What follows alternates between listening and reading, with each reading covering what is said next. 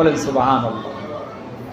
যেই ঘরের দিকে তাকানোর সাথে সাথে প্রথম নজর পড়ার সাথে সাথে আল্লাহ পাক জীবনের সমস্ত গুনাহগুলো মাফ করে দেন। বলেন সুবহানাল্লাহ। পৃথিবীতে এমন কোন ঘর আছে যেটার দিকে তাকালে গুনাহ মাফ হয়? এদিকে আমার দিকে তাকান।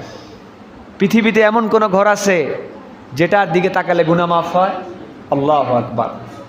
এই বাইতুল্লাহ শরীফের দিকে যে ব্যক্তি তাকাবে, আর যদি কেউ এই সন্দেহ করে না আমি যে গুনাহ করছি আল্লাহ মনে মাফ করবে না, নাউযুবিল্লাহ মিন যালিক, আল্লাহ পাক অসন্তুষ্ট হবেন।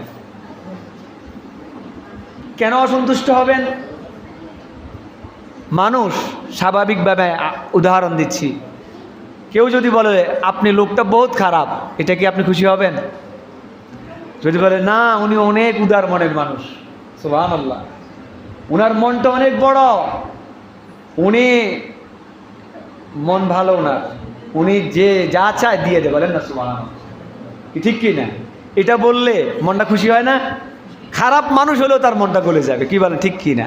আল্লাহ তো রব্বুল আলামিন, তিনি চাচ্ছেন, মানে কি উনার রহমতের কোনো শেষ নেই। আল্লাহু আকবার। তিনি 100 ভাগের ভিতরে 1 ভাগের ভিতরে অর্ধেক দিছে আমাদের মায়া, এই জন্য একজনের জন্য মরে যায়, কি বলেন ঠিক কি না? আর উনার যে 99 ভাগ রয়েছে কি অবস্থা, আল্লাহু আকবার। এই জন্যে আল্লাহর ব্যাপারে ভালো ধারণা সবসময়। কি ধারণা? আপনি অনেক গুনাহ করেছেন, গুনাহ শেষ নাই, কিন্তু আপনি আল্লাহর রহমত থেকে নৈরাশ হয়েন না, বলেন সুবহানাল্লাহ।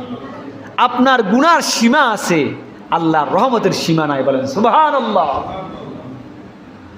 এই জন্যে আপনি যাই করেছেন বা হয়ে গেছে, আপনি আল্লাহর দিকে ফিরে আসেন।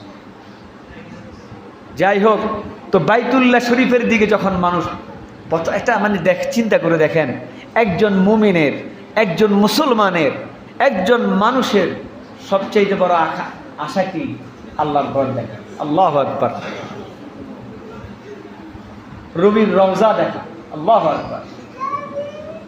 রবকে দেখা, রবের ঘর দেখা, আর রহমাতুল্লিল আলামিনের রওজাটা একটু দেখা, কি বলেন ঠিক কি না? তো এই ঘরটা কত দামি, আল্লাহু আকবার।